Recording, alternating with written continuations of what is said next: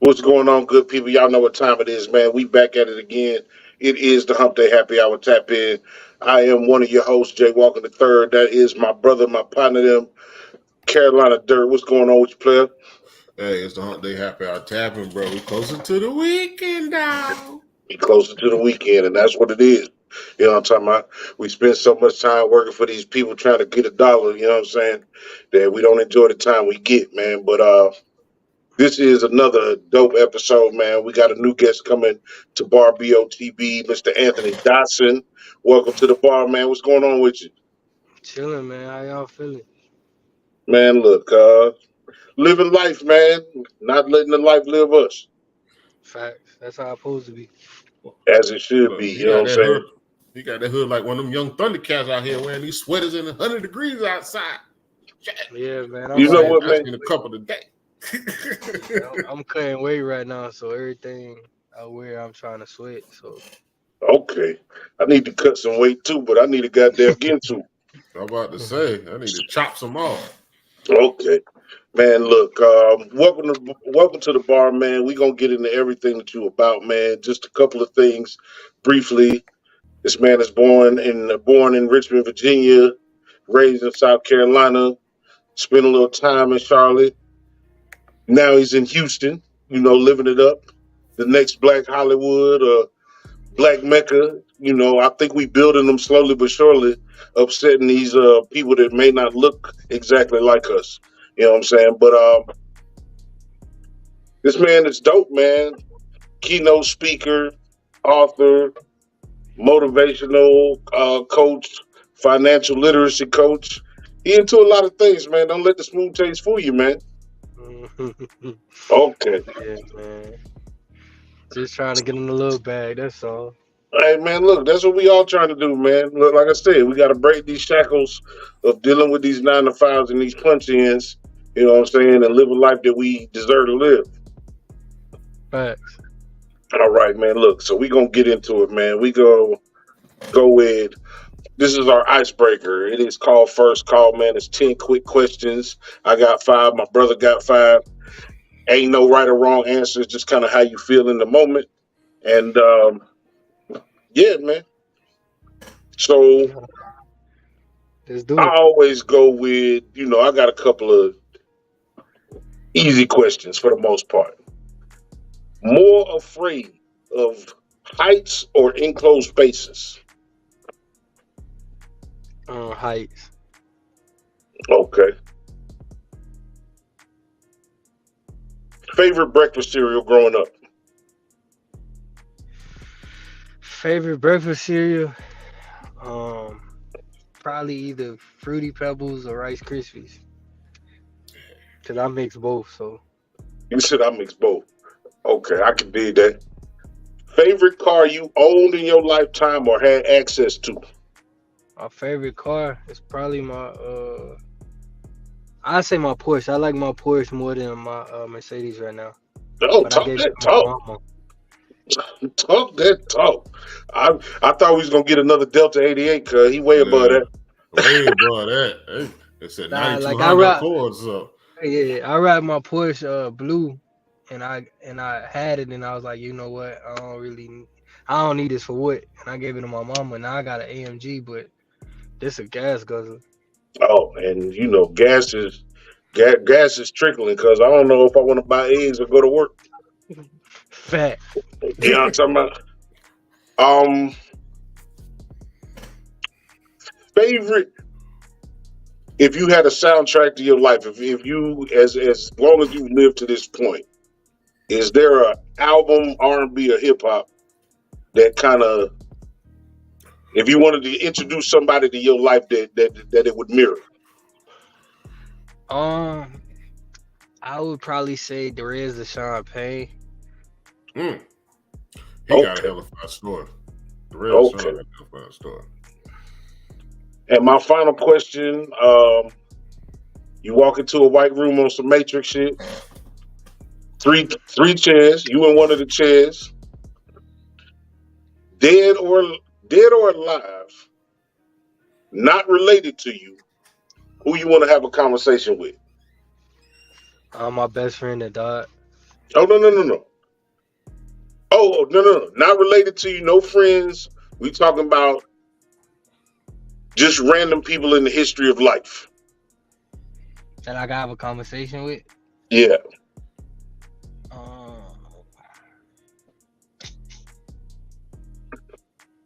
That's a good question.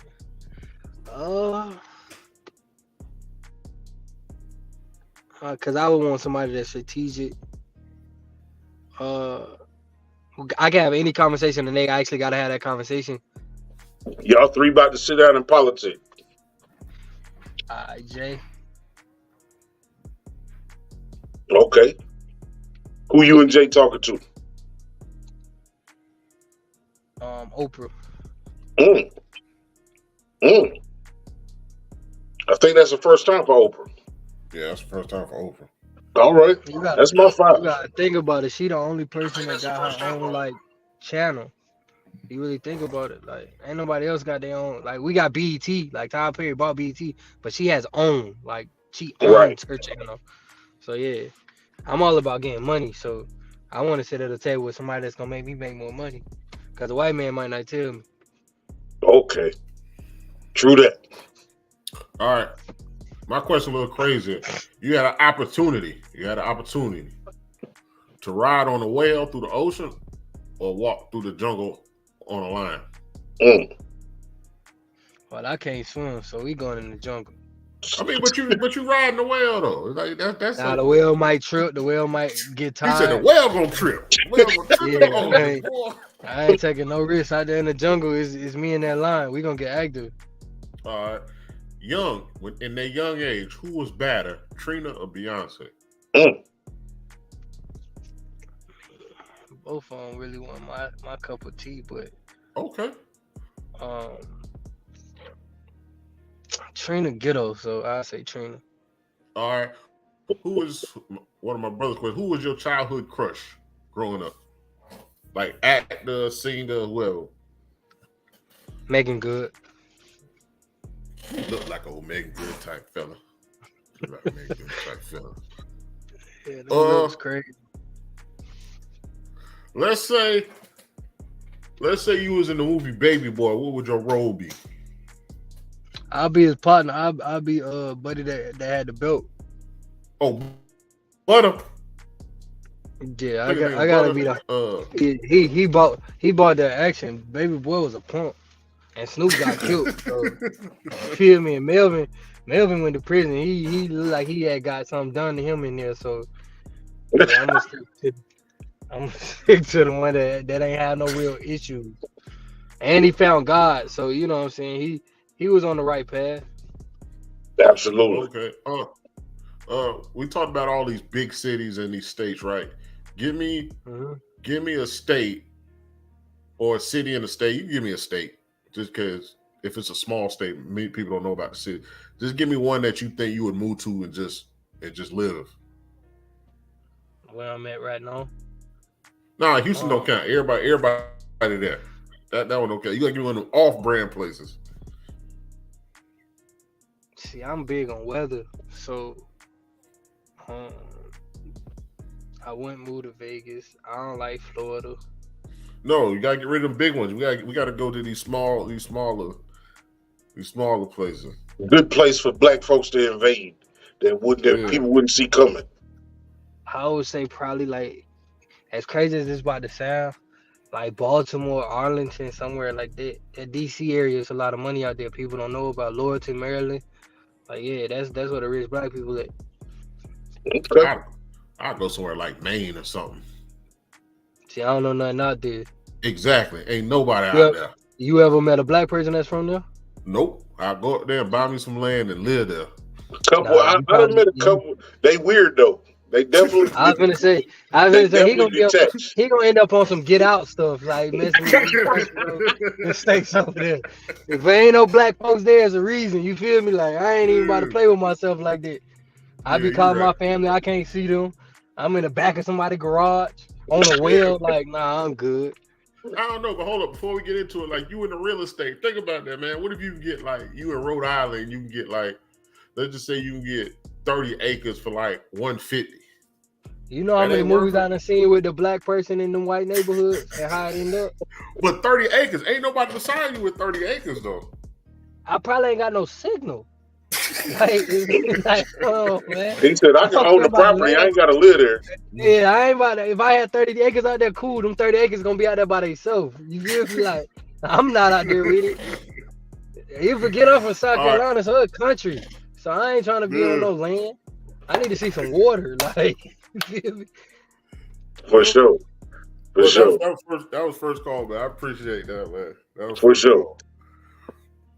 So, you said you was trying to cut weight because there's a specific reason for that?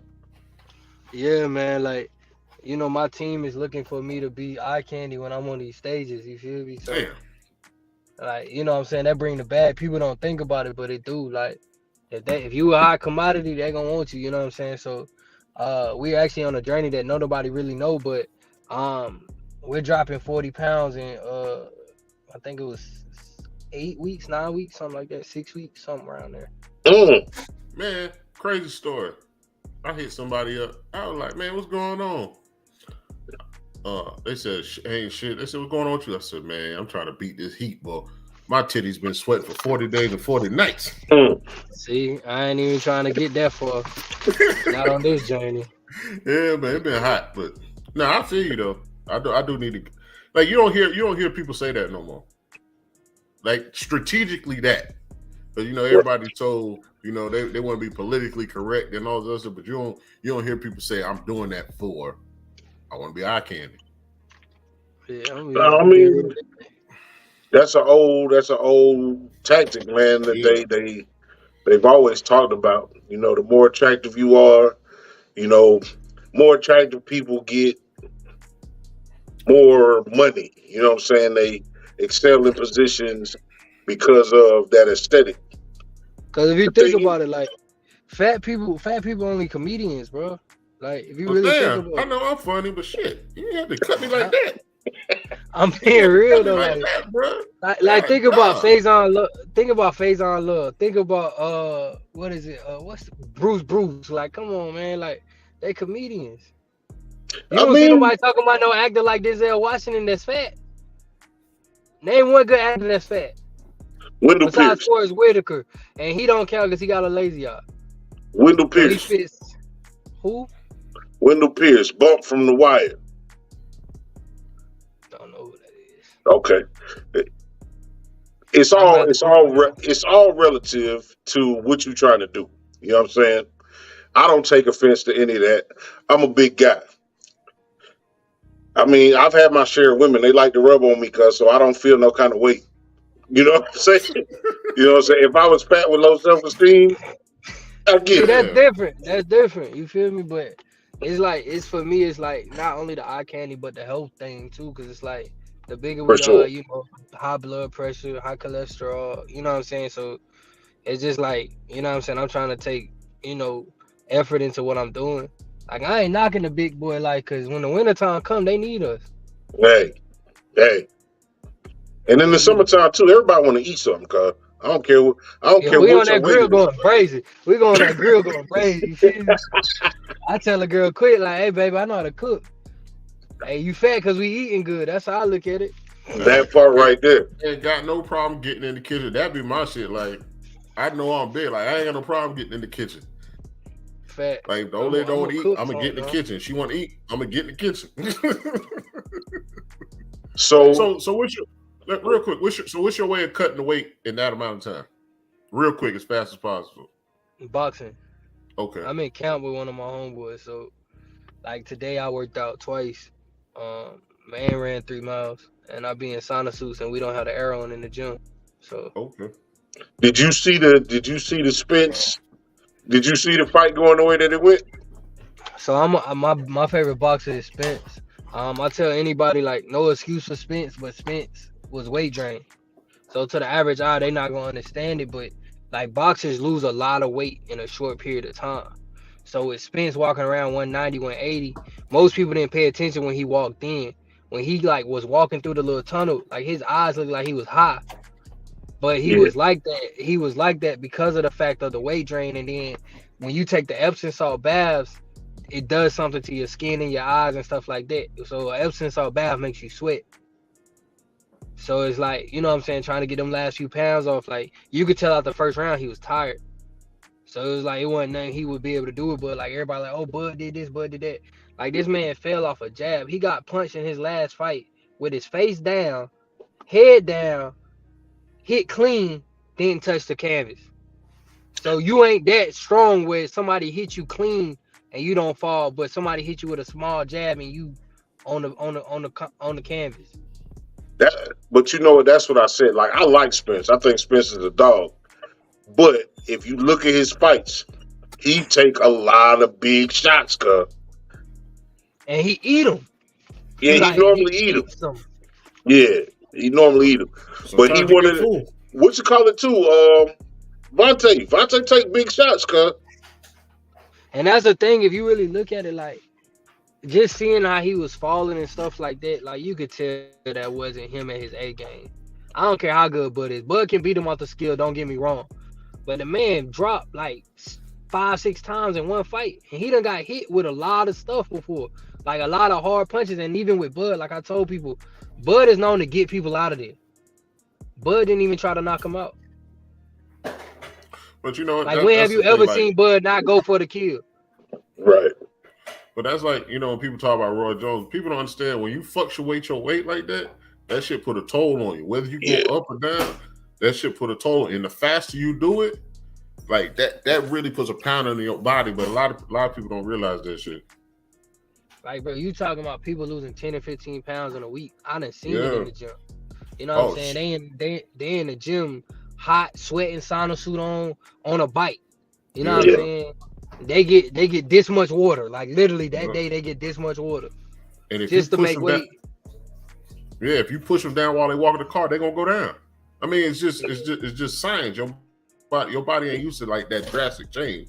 Like when you exercise and lift the weights, sometimes you know you do your speed high reps, and then sometimes you do your power shit. But your body don't know what to do because you keep going up and down, and in that circumstance, like that shit different. And then you got trilogy.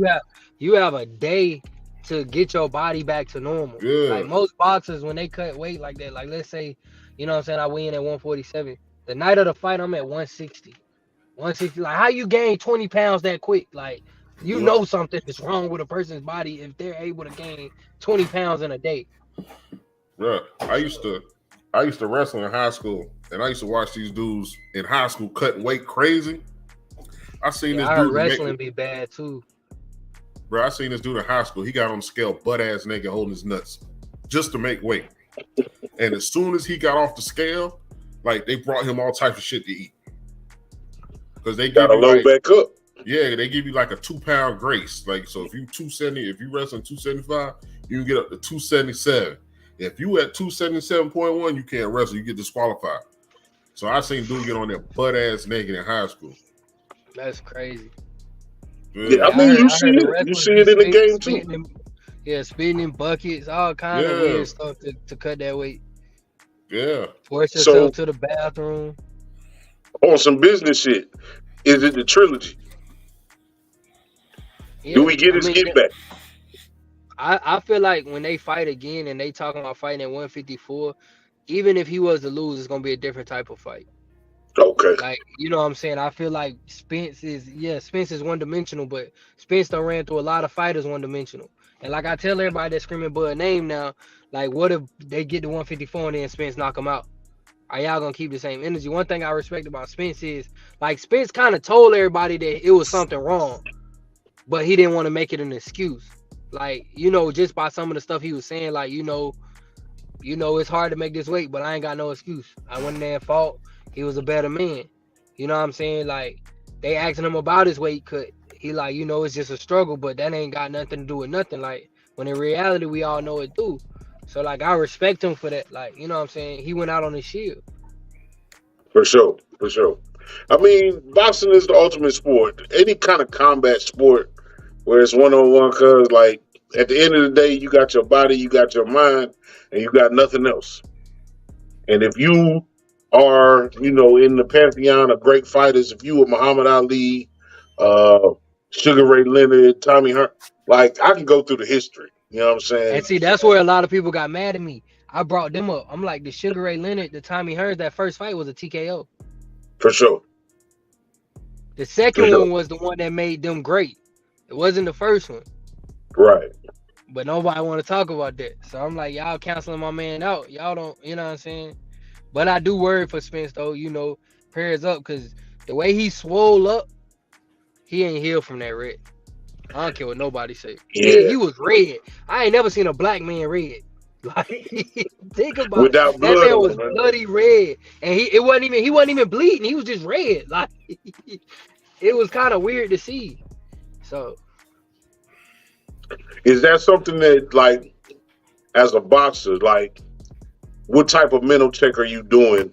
Which is like, you got to be a little bit crazy to volunteer to get punched in the head. So I definitely said them, like, football players, they beasts and all that, and hockey players and all that. But to volunteer to get punched in the head with no gear make you a little bit different. So where do you get that fire from? Where you get that mindset that you about to go ahead and attempt to take somebody's head off, but knowing that you're gonna get hit back? so I ain't in the ring like that. Like, I get in count, I spar every now and then, but that ain't me. Because if you beat me up, I'm gonna be ready to shoot you. I ain't even gonna hold you. Damn, it was straight violence. Yeah, I ain't going for that. But that's what I'm saying. But it's relieving too. You know what I'm saying? It's like, you know what I'm saying, you challenging your body, you're learning in the same aspect. Like, it's a sport of discipline more so than anything else.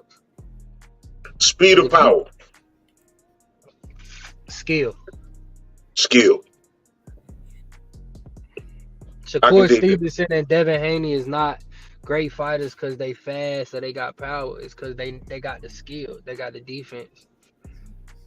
That's what makes boxers amazing to me. It's like, you getting punches thrown at you at milliseconds, millimeters away from your face, and you have a tunnel vision to be able to hit somebody or move from something in the midst of it going on. Right. That takes a great mind. So Absolutely. So let's start at the beginning, man. Like, what's your upbringing like? Like, what started you out on the path to greatness, to chasing the bag, to getting money? So I mean, when I first started, I wasn't chasing no bag. I was chasing these girls. I ain't gonna hold you. As you should. Not for real. Me going through elementary school, like, I was in private school when I first started school, because, like, my pops was incarcerated. My mom and them ain't want me, like, on that type path. So when my grandma raised me, they had me in private school. Then I'm like, yo, man, I'm around all these other color people. You feel me? Like, this ain't kicking it. So I ended up getting kicked out of, like, a bunch of different elementary schools. And then, like, as I got in, like, 5th grade, I'm like, bro, I'm not around none of the kids in my neighborhood. You feel me? Like, so I'm like, man, what? I don't like this. So I ended up, like, I jumped off the porch and started going outside. So, like, middle school, I did. High school, I was off the chain. You know what I'm saying? But luckily, the way my mama raised us, like, I was able to graduate high school at 16. You feel me? So I didn't get to be detrimental to myself as much as I could have. Like, don't get me wrong, the 9th grade, I got kicked out of school the first semester. My grandma's so smart. They was finna, you know how you get that last write-up that you know is gonna kick you out of school? Yeah. She knew it was coming the next day. So that morning, she unenrolled me in one of the high schools and enrolled me in the other high school because the paperwork couldn't go through. Yeah, that was smart. So I switched schools in the 9th grade so I wouldn't get expelled. And then, you know what I'm saying, I did my thing over there. And then that next year, they came to me with, like, yo, you know what I'm saying, you do right, you can skip the 11th grade. So I'm like, bet it. And so I went off to school, and then I went to USC Upstate. And as I was joining my fraternity, I was kind of that guy already. So I had a baby on the way. You know what I'm saying? I had my little girl before I even joined my fraternity. Well, she was in the womb before I joined my fraternity. So it's like, I need to go out and live this life. I came back home and finished school out. Then I'm like, I got fired from my job. I was working at a daycare. Them folks fired me because I had my phone fell out my pocket. So that's when I was like, all right, I don't need to be doing no jobs. Like, y'all got me bent. Like, y'all just fired me because I had my phone in my pocket. Okay. These kids, and they at nap time. I'm like, okay. So I started throwing parties, you know what I'm saying? And then I liked that lifestyle. What's up, Newt? So I end up uh what did I do? I ended up working for Sprint. They pissed me off because I wanted an assistant manager job. They wanted to give me a general manager job. Don't question me why I didn't want to take the bigger job, but I was like, man, I want to stay where I'm at because they were trying to move me to Charleston. I'm like, gang, I ain't going out there. I know my personality, and I know how these folks act out there, so I won't make it out alive in here. So they pissed me off, so I ended up moving to Charlotte. Um, and then COVID happened, like maybe like a couple months later. I ended up getting fired from Sprint. Well, I ended up getting a general manager job at a third party Sprint, and then I quit. And then I ended up going to Verizon. Then COVID happened, so I had to pick up something. So I became a tri-state real estate agent. Learned about credit. Got in that little bag. Moved to Houston. Got in the bag some more. Then my daughter like called one day and they was like my daughter getting kicked out of school because she felt like I chose another job over her. So that's when me and her started our business. And so that's why I be back and forth. And what's that business that y'all? Well, hold on. Shout out to Black women saving the day twice. Shout out to your grandma for being ahead of the game, and shout out to your daughter for being able to put a fire up under you. You know what I'm saying? For sure. But yeah, so, what's the business that you started with your little one? We teach parents how to build profitable businesses with their children. So me and my daughter have 3 books that's about to be 9. We have 3 books on financial literacy, investing, and credit. So we about to make a middle school version, a high school version that's coming out in September, as well as curriculum for it. But she's a part of every one of my businesses. So my trucking company, she's a part of. My Airbnb, she's a part of. So anything I do, like that's who I consult with. Like as crazy as it sounds, like that's my advisor when we starting businesses over here. Like I'm like, baby girl, what you want to do? So what was the first one y'all did together? The very first one. Very first business books. So what was the decision behind like doing books and not, as the common people say, lemonade stand or whatever? Like what was it about the books? He called me. I know I called you earlier. I'll call you back. Okay. All right, I love you. Bye.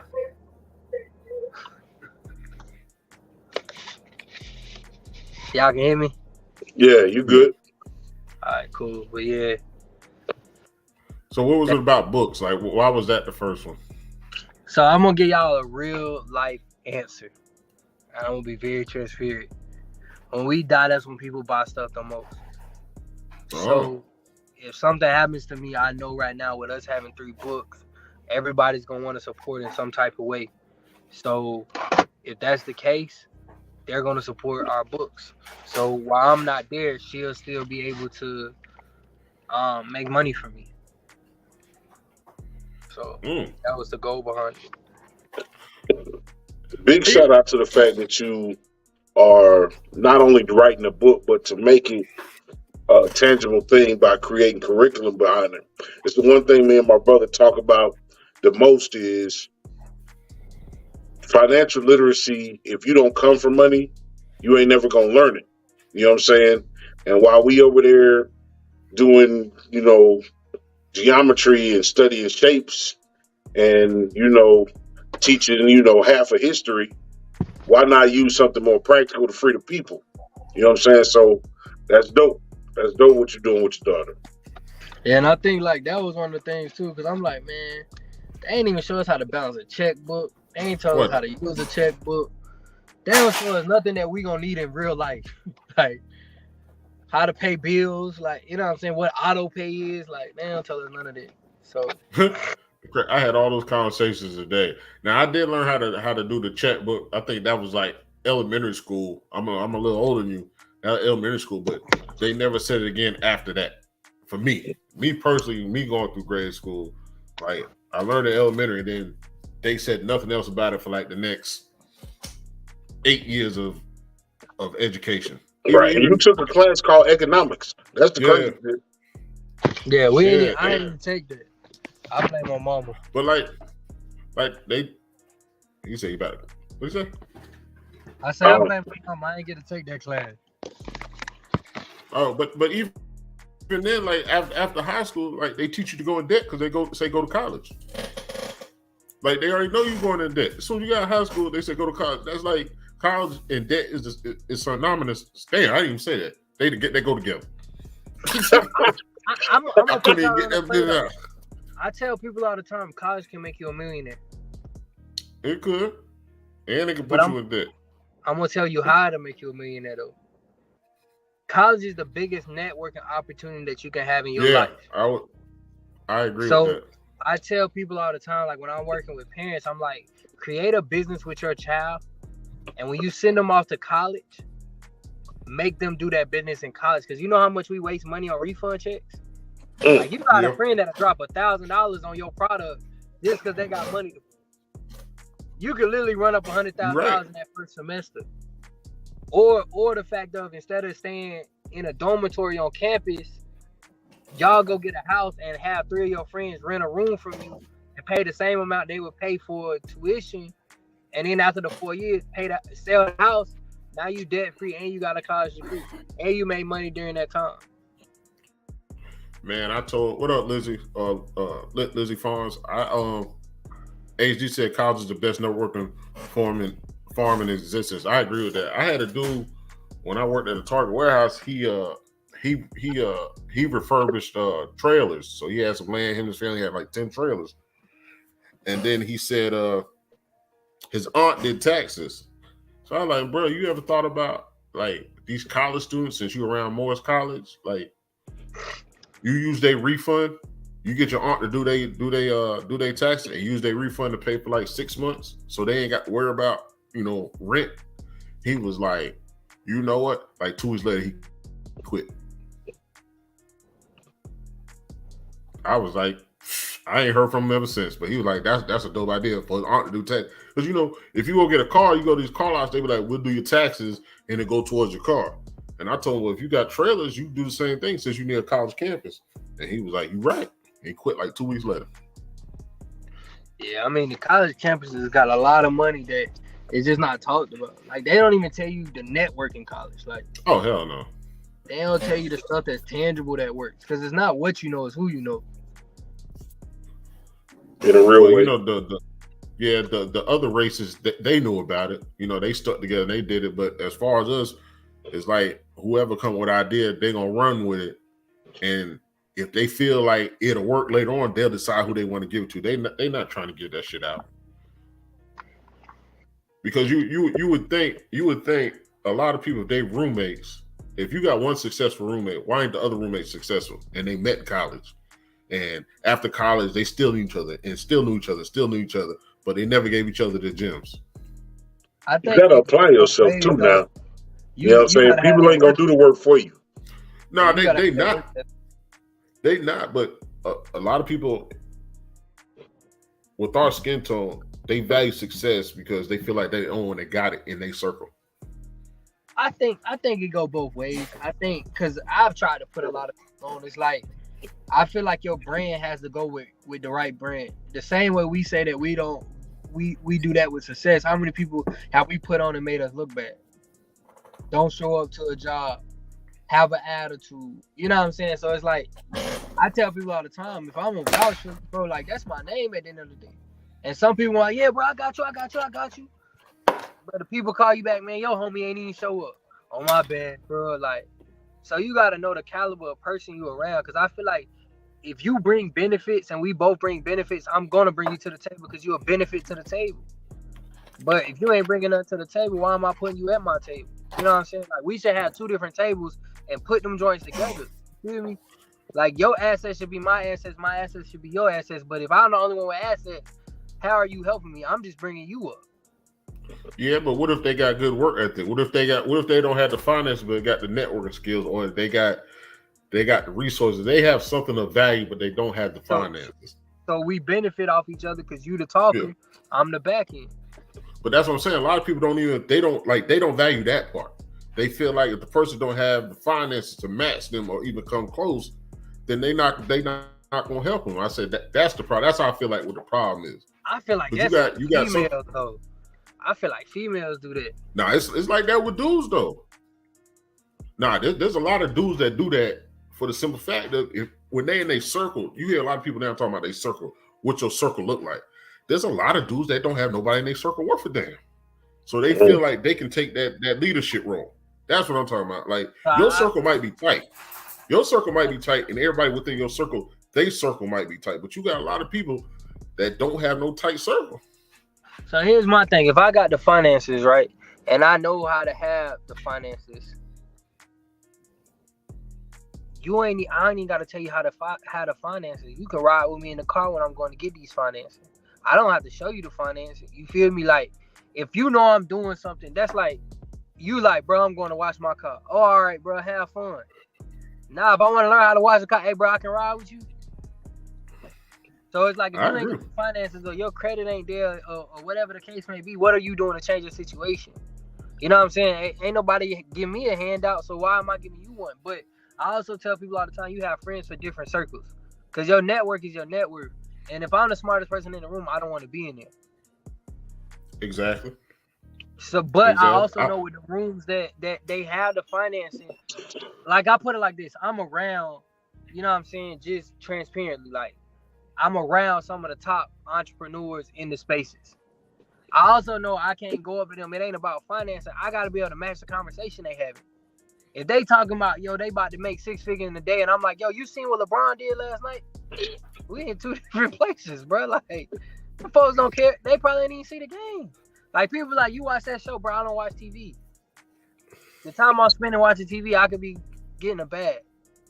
The money you dropping in the strip club, I can be running ads. That's, you know what I'm saying? Your network is your net worth. So if a person ain't trying to do for themselves, now, if you on something where, you know what I'm saying, you trying to do something with your life, you struggling, and I see you struggling, I'm a sucker for not helping. You just a sucker. Like, that's in general. Like, you just a sucker. Like, what type? And why am I hanging with you if you ain't trying to put me on? Like, both of y'all in the wrong, because you the dummy for hanging with me because I got the money. And I'm the dummy because you ain't doing nothing with your life. Right. So both of us lost. Are you the first business owner in your family? No. So where did you get that hustle from? Oh, they didn't teach me. They didn't give me no. They ain't help me with nothing. Like, I'm gonna be honest. My first whip my grandma, once again. My mama ain't give me no car. She got both my siblings a car. When I turned 18, I told my grandma I had to go renew my permit. And then I came back. I said, Grandma, they want me to drive for some reason. And she said, what you mean they want you to drive? Can I borrow your car? And I got my license. You feel me? I bought my first whip. And it's crazy, I bought my first whip, but I gave my whip to my mama. So it's like, with me, my hustle is like, you know what I'm saying? It's in my blood. Don't get me wrong. Like, I ain't gonna never knock them. Like, my mama can hustle. My pops was a kingpin, so he knew how to hustle. My uncle was a supplier, so he knew how to hustle. Like, but the thing is with me is like, I had to get my own. Like, I couldn't live off my dad's name. I was the only child that wasn't in Virginia. I couldn't throw my dad's name around when I was down here. So I had to get mine out the mud. And I just feel like, you know, success is in the mindset. You know what I'm saying? How hard you willing to work for what you want? All right, so no knock on no fraternity, but you know, you hear people talk about they join these organizations, and part of it is the networking, and part of they're it is the biggest suckers. Okay, you want to speak on that for a second? I mean, like, you got some of them that's willing to help, but you got to know how to get the help. You feel what I'm saying? Like, some will help you, but some will also throw dirt on you. But also, I say they. So I ain't gonna say they all suckers, cause it's like even other frats will help frat. You know what I'm saying? So it's like if an alpha got like a big job in something, they know I'm a Kappa, they may joke a little bit, but some of them will look out. But then you got the other side where it's like, oh, you that? Nah, bro, we ain't hiring him. Yeah. Like when I got my job in Houston for Verizon as an assistant manager, my manager was an alpha. The whole store dang near was alphas. But it was the fact of like, okay, we know what you come from. We know this and that. Like, you know what I'm saying? But at the same time, you know, more so it's always a helping hand. And then they want you to be all frat up and doing, I ain't that type of person. Like, I joined the frat, but the frat don't make me. I'm not going to every meeting. I'm not going to all of this and that. Like, my life is not dedicated to them dead folks. No offense. Shout out to my founders. But I got to get my own way. They created their legacy. I got to create mine. That's a good segue. The fact that you speaking so so bluntly about something that a lot of brothers, even your sisters, would not say. And it's all right to say. You know what I'm saying? Every organization is fucked up to a degree. You know what I'm saying? Um, we talk about people helping out. I would venture to say the Divine Nine are probably some of the most successful of our people. Most definitely. Why do you feel like, not why do you feel like, why do you think that so many of our schools are underfunded or not getting the things that they need with that kind of successful history? So I'm gonna ask you this: how many of the Divine Nine usually have a single parent home? How many of them don't come from money? Mm. You feel what I'm saying? So they've already had money. You know what I'm saying? A lot of them are, Legacies. It ain't even legacies. They're not even in the legacy in the organization. Like the frats ain't cheap to get in. You feel what I'm saying? So at the end of the day, either you had it or your parents had it to give you. So what do you come from? You know what I'm saying? So it's like if I come from money, I'm not used to giving nobody money. When you come from nothing, it's like you're more willing to help somebody that gave you something because you know what it means to have it. You know what I'm saying? Like I put us against like gangs. You know what I'm saying? The gang gonna look out for the gang. You know what I'm saying? Like they have to put money back into the gang. You know what I'm saying? Whereas the frats, it's like, a majority of these kids, like, they ain't come from no struggles. Like, you gotta have a certain GPA, you gotta have a certain amount of money, so you gotta have a certain type of mindset to even get in there. You know what I'm saying? You gotta be a certain caliber person on that campus. Coming from nothing, those are one and few people that actually have those criteria that come from nothing. You know what I'm saying? Like my refund check paid for me to join. But a lot of my LBs, like, they didn't struggle. Half of them don't know what struggle is. But do I not love them? Yeah, I love them. But you know what I'm saying? When you're looking at these organizations, like, the organizations they're not funding the money back into the school. They're funding it back into the organization. That's why they have all these events. Organizations are for money. You know what I'm saying? It's a business. And even with these schools, it's like you can get these schools money. Benedict, a prime example. Them folks gave Benedict all that money and them people told it. Yeah. So it's just what you investing in. I'd rather not put money into the school. I'd rather put money into the people. That's real. Just like but let's be real. Book bag drop, since we going back to school. How many people you really think go out there that need a real book bag? And how many of them already had the money to go get a book bag? They just go out there just to go. Yeah, there's a lot of them.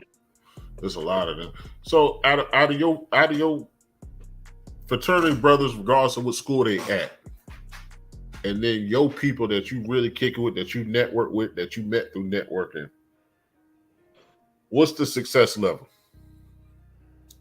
Because that's what's being sold to people that's crossover in fraternity sororities. Like, you're gonna network, you'll be able to get this type of job because this. No, facts. But that's the thing. Like, them people gonna look out. You just gotta put yourself in position. Like, I don't care if you're in my frat or not. Like, if you're not a good fit for what I'm doing, like I said, that goes back to my name is on that. It ain't got nothing to do with the frat. Like, you may get the actual interview just because of the frat. You know what I'm saying? Yeah. But it's up to you to bomb it or go well. Like, my frat, it has a lot of successful people. We do. But I'm not the type of person that depends on nobody else to get where I am. Like, honestly, the people I'm around in the entrepreneurship space is more prevalent to me right now than somebody that's in a corporate America job. That's kind of where I was getting at. Yeah. So it's like with me, like, I love my frat, but I want them to know me for me, not because they put me on. Like, whatever I got on my own. So I ain't never gonna diss my frat because I love my brothers. You know what I'm saying? Like, but it's people in there that suckers, just like anything else. Like, just because you in the fraternity don't mean you real. Well, I've been wanting to say that. Everything I went through and more, that don't make you a real person. Like, everybody's human. So it's like you got good seeds, you got bad seeds, but at the end of the day, what are you doing with the seed? You know what I'm saying? Like, because people gonna talk in rumors, but the thing is, like they tell us all the time in these tracks, like, whatever you are, you're gonna become a bigger whatever you are. They just put you on a stage to do that. It can put you in a position where the right person can see something. You just have a little leverage. That's all.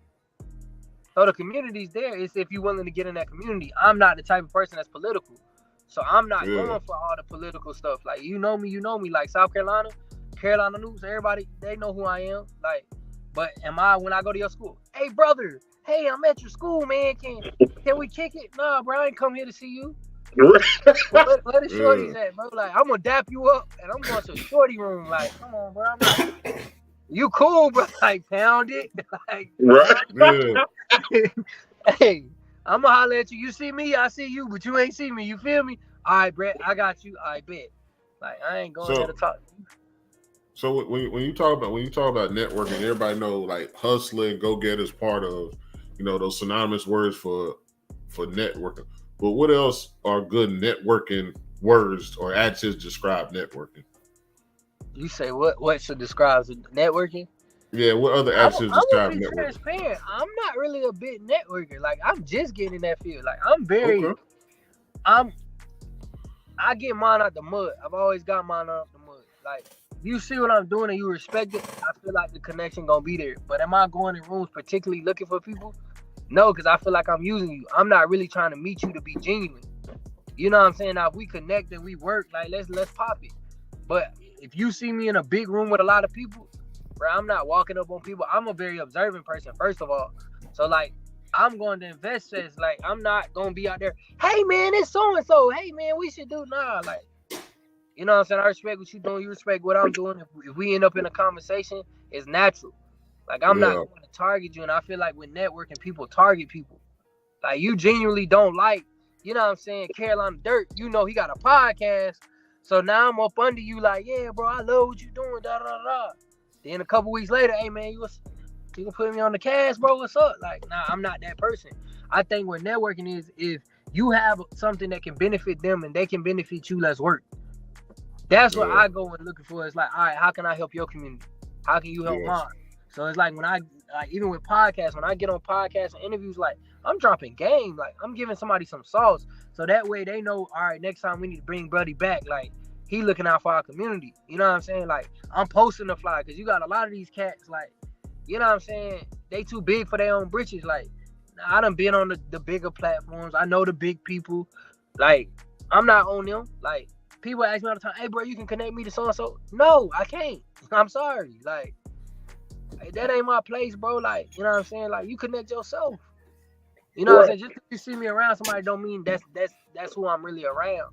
So it's like with me, it's like your work gonna show for itself. You feel me? Like, that's like the shade room. The shade room put who they want to put on there. Yeah, you can get paid to get on there, but your views won't be the same as somebody that they organically watched and saw. Well, I saw that today. So we up for a podcast award in Columbia, and there's another group up for a podcast. I actually clicked on there because I never heard them. I just clicked on there. They got 5,000 subscribers on YouTube, right? They got 20-something videos. Not one video has over 200 views. So how you got 5,000 subscribers? So I will say this because I got 15.9 on Instagram right now, bro. My videos are doing trash. So what happens is once you hit a certain plateau, they put your stuff at the bottom of the feed. And a lot of people don't know that. So, like, let's say they probably hit 25. It makes it harder for their stuff to show up than somebody that's up and coming because an up and coming person gains followers quicker. Because I used to say that too. I'm like, bro, they got fake followers. How you got 100,000 followers and your video got 200 views? Then their next video got 100,000. It's like, and I found that out, being around like the social media marketers and stuff like that. It's like, they don't really want, because you got to think about it. You're making money now. Yeah. They're monetizing. So they trying to give you pennies on a dollar. Yeah, they trying to slow you down a little bit. Yeah, so it makes it harder for your content to be engaging. I ain't gonna say that. I blame it on the bots right now. Or just where I feel right now. I'm just being an asshole. I'm blaming it on the bots. But I feel you on that. But like even that, like we know Kryptonite, Kryptonite. And like just being in the city, like when we low key in the city, like, hey, let's go to the bar. I see people coming up and hollering at him. When me and my brother started, we didn't really tell him. He told us to do this podcast shit before COVID. We just never did it. So when we started, we didn't tell none of our homeboys. We didn't tell him and nobody like that saying we're going to do this podcast. It's just like we popped up and did it because, like, that's the same thing. Like, I kick with you, but I know your government name. I kick it with your government name. Like, even if I slip up and be like, what up, Kryptonite? In my head, I'm still like, your government, I know your government name. So all the stuff he do, man, we totally appreciate it. He always shot us out, but that's that genuine shit that you talking about. And like a lot of people don't have that, because I've had people be like, Crip, he ain't put y'all on with so-and-so. Like, I ain't asked that. Whatever help he give us, because we starting out, like, that's just love. Heart. Like, yeah, it's from the heart. So it means more. That's what happened to one of my homeboys, rest in peace. Like, I'm gonna put y'all on some game. Like, we was throwing parties. And so, y'all heard of Amaretta, the one that made the song about Atlanta and everybody dissed her for it? I got him a feature with her. One of his partners from here was like, why would he get you a feature? Why wouldn't he just give you that money? And I had to tell him, I'm like, bro, you got to understand what that person is telling you to do. I ain't need the feature, I'm like, because you didn't use the feature right. Do you understand? Let's say you did that feature. Let's say he was still alive. When she made that song, he could have came back and redropped his song with her, and it would have took him somewhere else. But a lot of people with us, that's what I don't like about us. It's like somebody so quick to tell you about somebody else, but you don't know the situation. Sometimes we putting you in a space where you can eat for days. Instead of me putting you in a one moment situation where you may get, some social proof, but ain't no money gonna generate from that. So for somebody to put you in that mindset, like, yo, you should have got money, I'd rather you get me in front of the right platform than put some money in my pocket. You know what I'm saying? Like, I could care less if they like, yo, this podcast want to pay you $5,000, but this podcast over here got a bunch of engagement. Take me to the ones with engagement. Back end money always better than front end money, but with our community, we always because we got a podcast coming out. It's called a sparring session. We was talking about it today because we free doing our episodes. We a lot of times with this stuff, it's sometimes it be hate, but sometimes it be constructive criticism. But a lot of people be hating. You know what I'm saying? Like, he telling you for me to put money in your pocket while he ain't putting money in your pocket. Can he get you that feature? Well, you know what I'm saying? Like, you got something on your resume that somebody may get you to be booked because you did a song with her. Or let's say she liked your song and they trying to sign you. Like, you're not even thinking about it from the aspect of how much money you can make. You think about what you're gonna make now. And I think that's the biggest issue in our community. We want that right away instant gratification. Instant gratification, exactly. Like, bro, I'm good on it. That's crazy because like everybody quoting finesse 2 times, but they always quoting I get it on the back end, but they don't believe getting it on the back end. Everything I do, I try to get on the back end, because if I'm able to give it to you now, I don't need it right now, whatever it is. So I'd rather have that shit later to help me out, because when I get it later, it might flourish even bigger getting it later. They had a conversation with 50 Cent. And when 50 Cent first came out, he was on tour with Master P. I forgot how many cities they had to do. So in the middle of the tour, Master P sent the nigga home. He was like, man, you good. He was like, I get it from you later. He waited till 50 blew up, and then he went back and got it. Like that was a chess move. And that's the thing, like, people don't be understanding. Like, I tell people all the time, like, even with me, like, I do speaking engagements for free, but some of them I charge for. But certain speaking engagements, even though this one is free, it's 15 people in the room that's money makers. You know what I'm saying? Decision makers. Ready to pay you. Yeah, they waiting on that moment. Like, you know what I'm saying? Like, I tell people all the time with me and my daughter's business, I'm like, I'm not really caring to speak on it too much to a regular face. I want to get in front of CEOs. I want to get in front of somebody that's going to understand what I'm about to say, and it's going to touch them. You feel what I'm saying? Just like, I had to tell a lot of public speakers, like, we was just talking about it, like, how they get in their bag. I'm like, bro, a lot of y'all missing out on the bag because y'all ain't getting no podcast. That next teacher, that's decision maker, they may watch that podcast when they home, rather than you sending them emails all the time. It's like, okay, we cool with this. This brings us in, like y'all, you know what I'm saying? They may be taking their shots, like, man, I need something to laugh at when I get off work. You know what I'm saying? That you get somebody on there, oh, he a public speaker. Boom, you done made a connection, but you so focused on this image that you got that you're not thinking about where the money can come from. It's so messed up how so many people don't think about that back end bag. Like, I'm always on the back end. Like I could care less. Like I'm probably gonna gain a follower from this. Like, you know what I'm saying? Like one follower is better than none. Bruh, It's like this, like we always talk about. You never know extraordinary people you bumping the motherfuckers at the gas station, at the grocery store, and you don't know their story, so you might treat them one way or another. You don't know if that random occurrence is the shit that set you free. Bro, that's crazy because like literally the podcast we had today, we were talking about all of this because like my homeboy is like, you know, with the hate and criticism, I'm like, I don't feel like nobody can truly hate on you. I feel like hate is a feeling.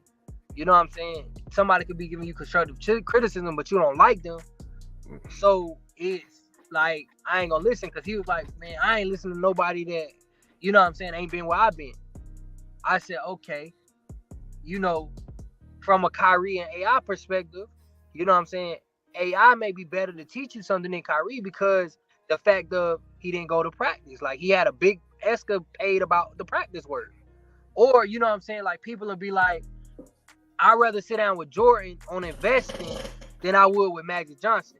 Now, yes, Jordan had $1 billion with Nike. He didn't make that deal. His mama did. He ain't know nothing about that contract. He ain't know nothing about what she was trying to get him to sign or anything.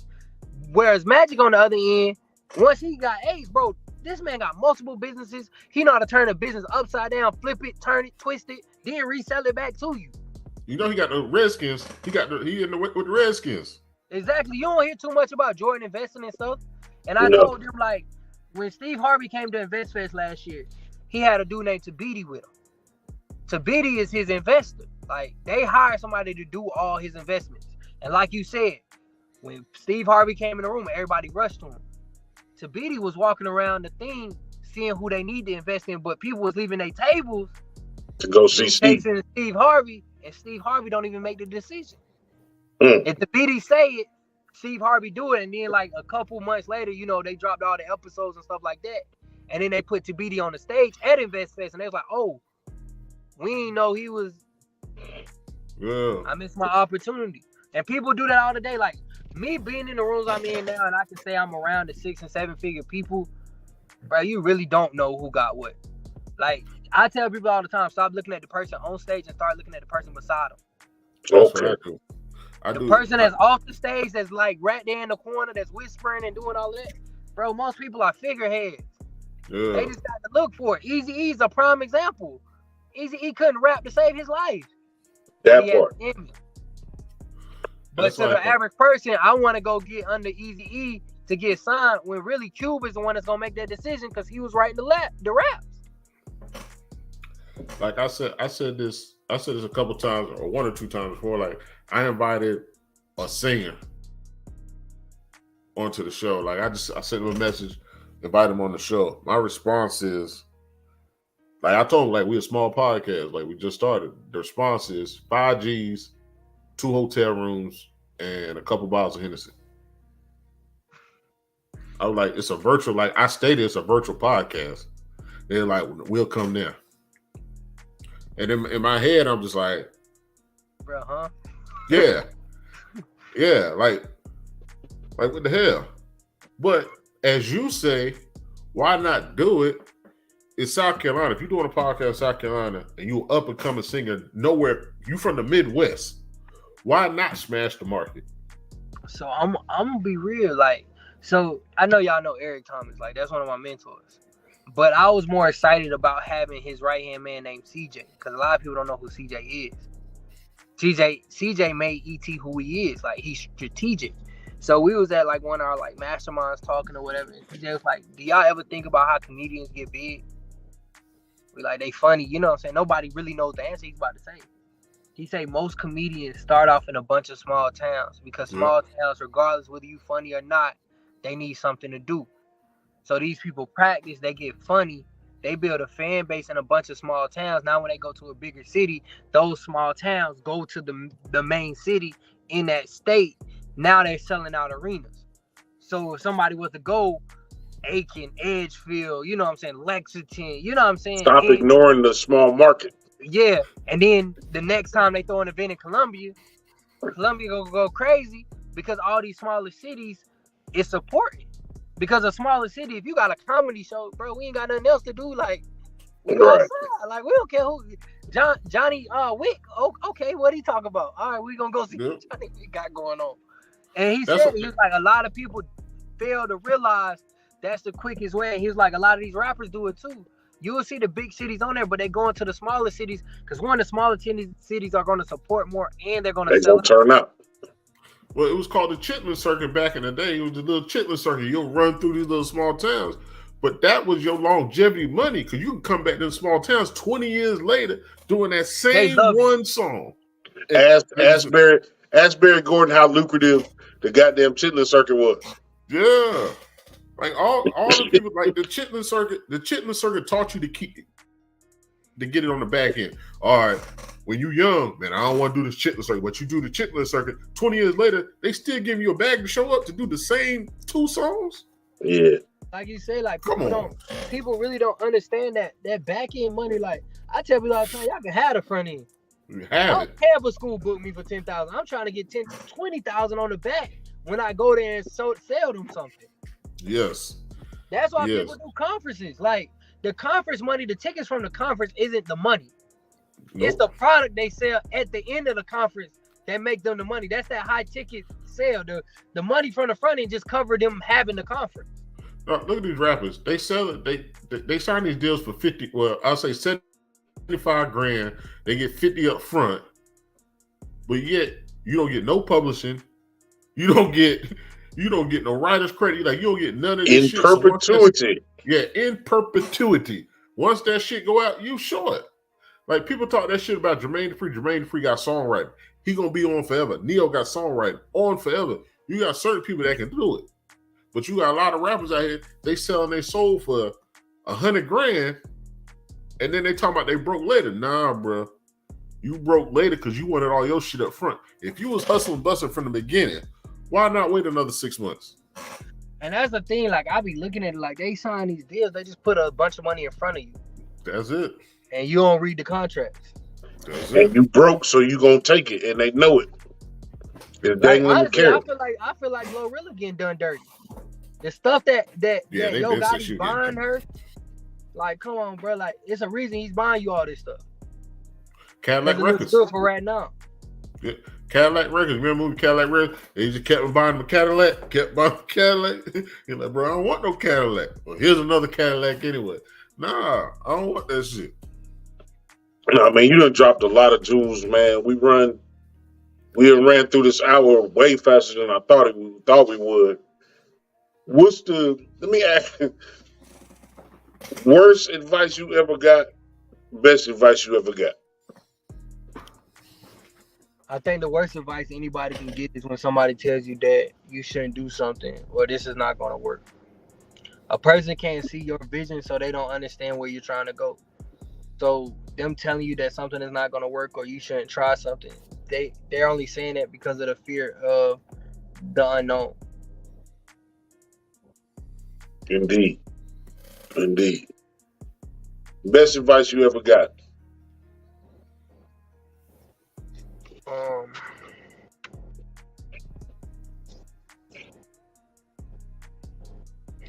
I would say when one of my homeboys died, my brother called me. He was like, bro, I already know what you're thinking. Don't do it. You the breadwinner.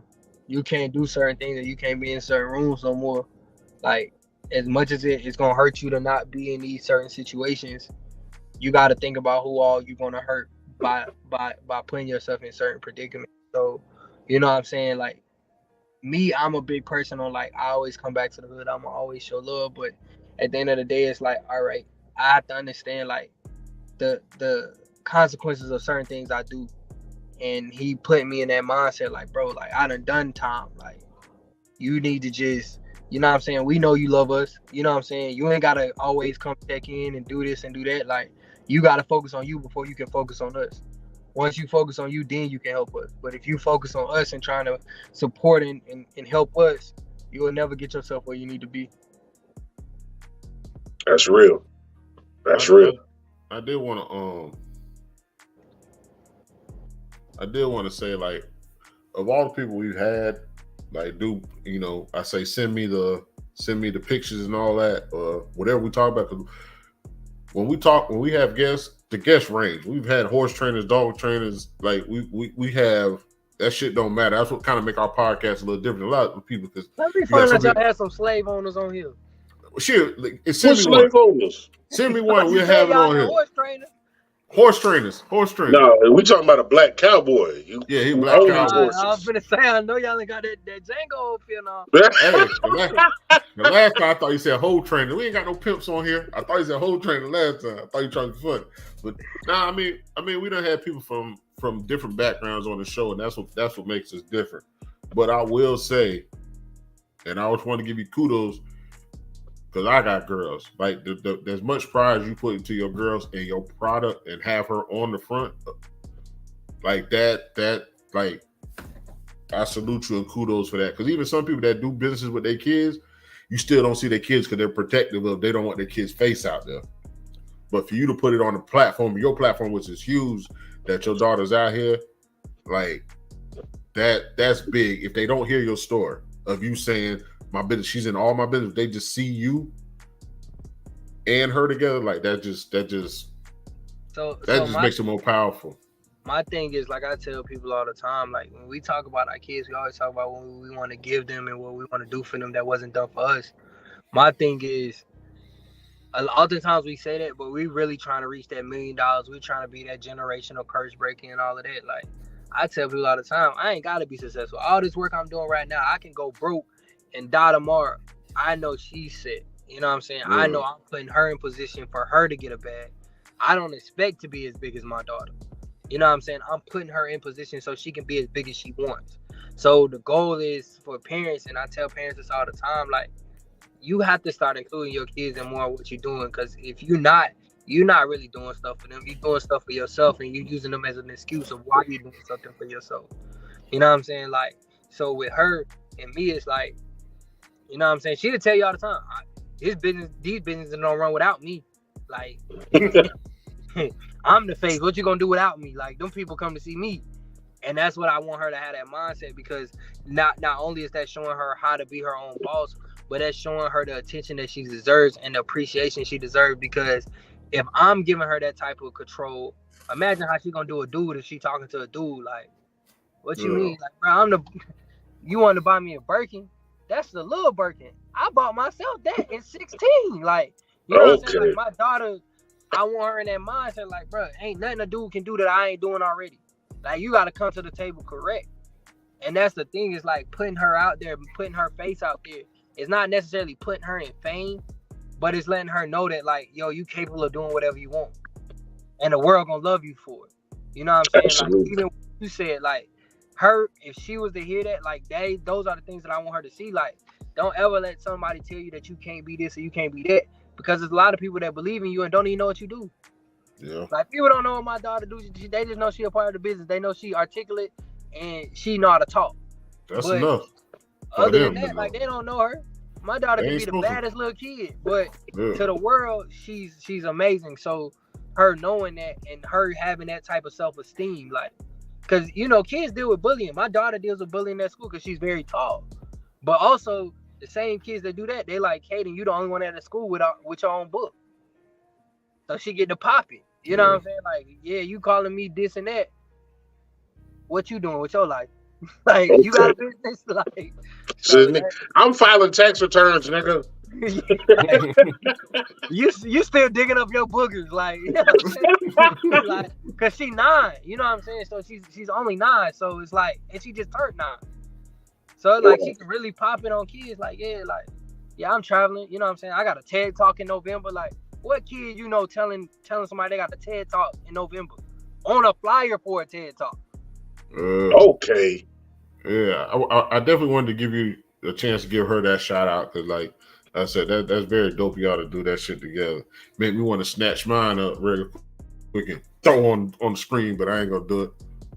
I'll tell you this though, I'm gonna leave this for the people. I tell people when I talk to people about starting businesses with their kids, and I'm gonna ask y'all this question: if I had a lemonade stand right now, and my lemonade was $1, and a child was right beside me with a lemonade stand, and their lemonade was $20, and it didn't have no sugar in it, who lemonade you buying? The kid. The kid. Your kid will bring you the most money in your business, no matter how great of a marketer you are. You gonna automatically judge an adult. You just gonna do for a kid. Yeah, and the adult got the crack lemonade, that Kool-Aid packet lemonade, and that kid over there got that white people He lemonade. said, "Wait a minute. He got real lemons over here. She got lemonade Kool-Aid Yeah, with no sugar. with no sugar." He buy that lemonade knowing he got a bottle of damn vodka in the car too. Shit, let me get that lemonade and pull up in the car at the same time. Look, man, this has been super dope. Like I said, we can't count the amount of jewels you dropped in here. Mr. Six Ways, I've seen it, man. We're going to give you a solo, man. You can talk about what you want to talk about. You can promote your social media, whatever you want to do, but it's on you.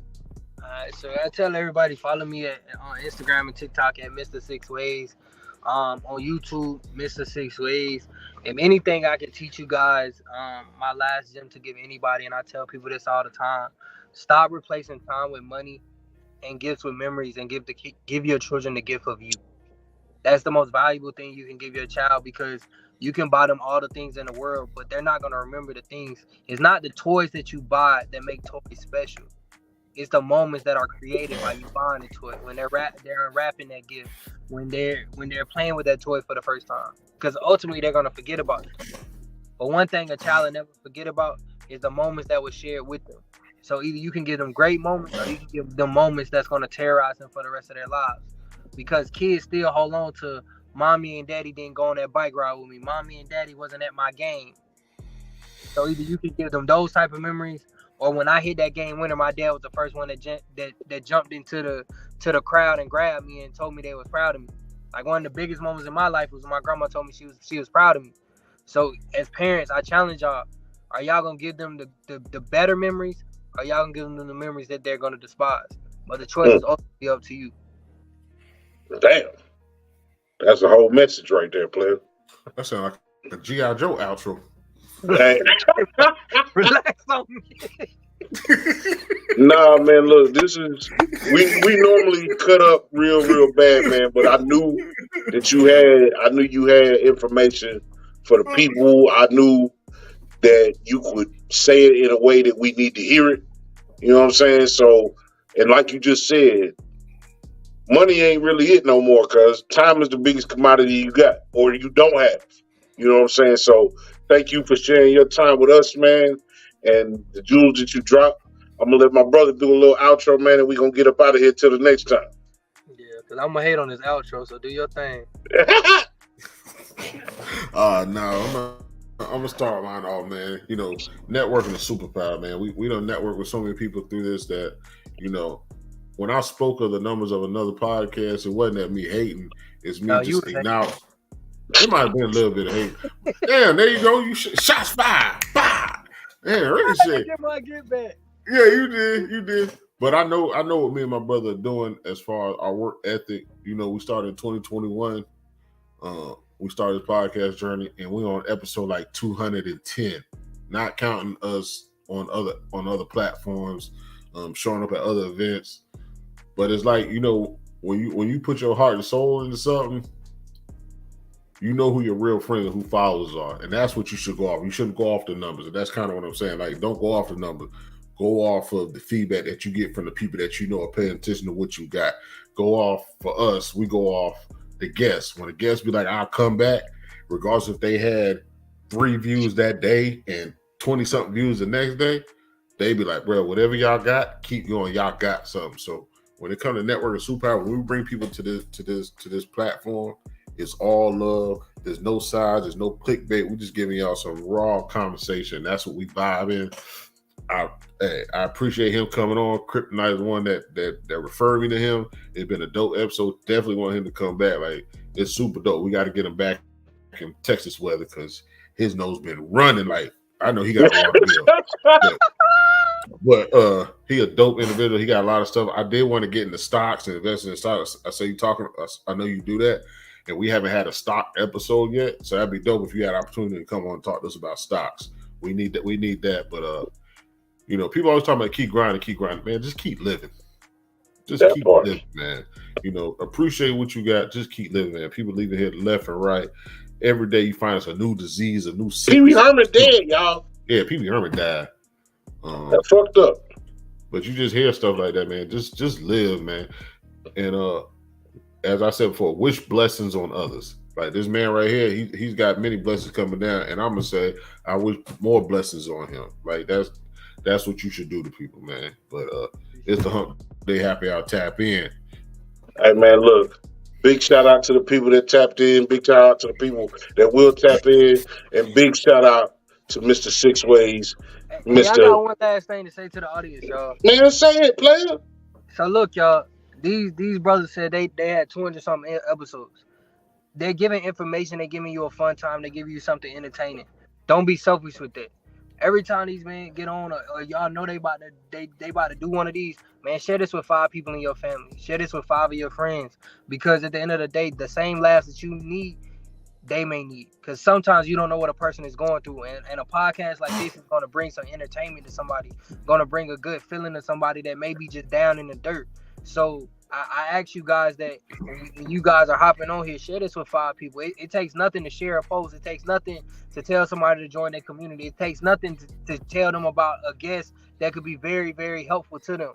You know what I'm saying? We oftentimes talk about what we can pay for and stuff like that, but this stuff is free. You know what I'm saying? This is free help. You know what I'm saying? But it could do a lot for them.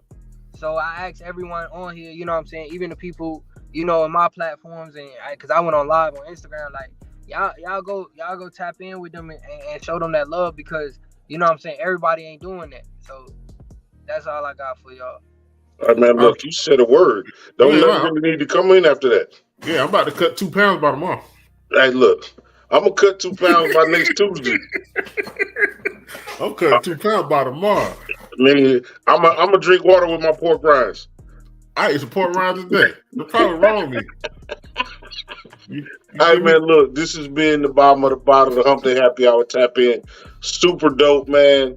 For the people that needed to hear this, you know somebody that need to hear this. So go ahead and shoot them the link, like you said, man. Mr. Six Ways in a big way, man. I appreciate you. I don't know you from Adam, man, but you came in here and you shared a real word with us, man. And I hope nothing but success for you going forward. And we definitely want you to come back. Yes. All right, man. Till the next time. We go.